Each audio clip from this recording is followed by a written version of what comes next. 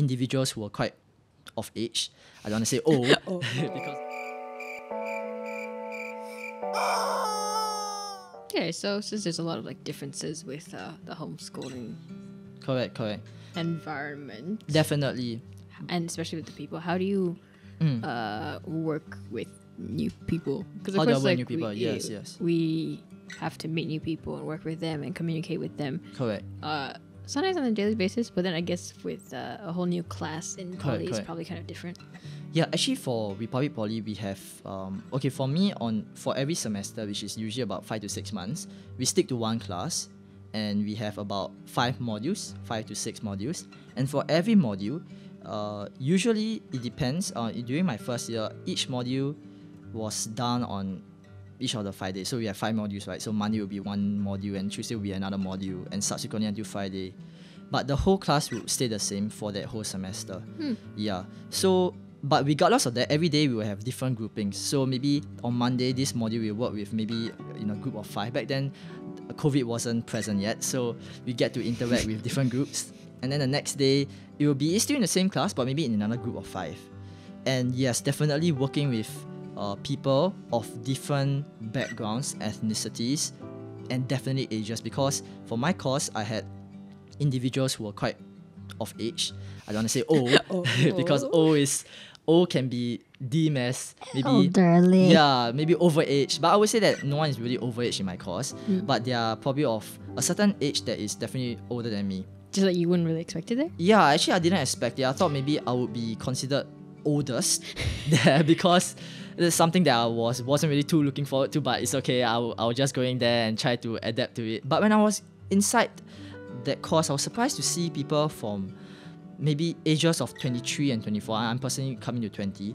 So I was thinking, wow, how did these individuals maybe chose this course, and maybe why did they enter this course at this age 23 or 24?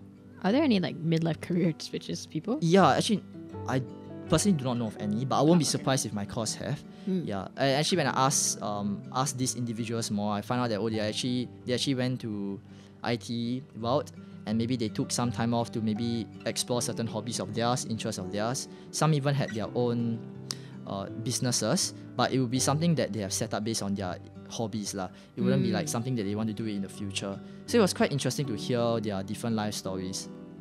Yeah, some of them even signed on in the army and then they came back to study because they decided that army route wasn't the best route for them in the long run. So when I was working with them, I think there were certain pros and cons.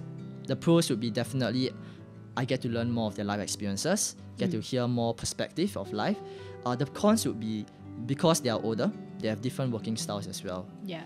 And I think their perceptions of doing things is also a bit different. Maybe in terms of their, let's see, I'm trying to think. So it would be pertaining to their, maybe the route or the work practice that they adapt or adopt to reach maybe an assignment, fulfilling an assignment. Because we have group work sometimes, so maybe when it comes to doing a worksheet, my way of doing it would be address things in a more well-rounded manner, maybe do more research. But for them, they like to get straight to the point. Yeah, and it's actually there's no right or wrong way of doing things. Yeah, it's just a different way of doing it. And so when it comes to maybe you have worked with others before, and there are different way or practices that they do their work, right? And I think it's very quick, very easy for you to quickly judge them and just say that, hey, you're not trying to be in so-called in sync with my work practice or work attitude. And I think it's very easy to say that, okay, you know what, you just do our own separate things. But it is harder to actually collaborate. And actually, when I attempted doing it, it wasn't easy. But I felt that it actually taught me a lot more than what I could have possibly attempted doing the work by myself. And to be able to collaborate, you first have to so-called give in to understand their working attitudes, and at the same time try to also see whether is there a common ground where you can reach. Yeah, and actually through that I actually learned a lot when it comes to collaborating them. Even finding out that actually their approach of maybe doing a certain task is actually a bit more efficient. And understanding that actually doesn't mean that whatever you have done in the past or whatever work ethic that you have cultivated in the past is always correct. Sometimes maybe it needs flexibility and adaptability as well. Because a lot of humility, just like That's being right. able to Correct. 取长补短. Yes. I mean, humility is definitely present when it comes to working with others. You have to also understand that whatever that you have right now isn't so-called the best or the top of everyone. Yeah. You need to know how to understand other people's practices and attitudes as maybe something that's better for you.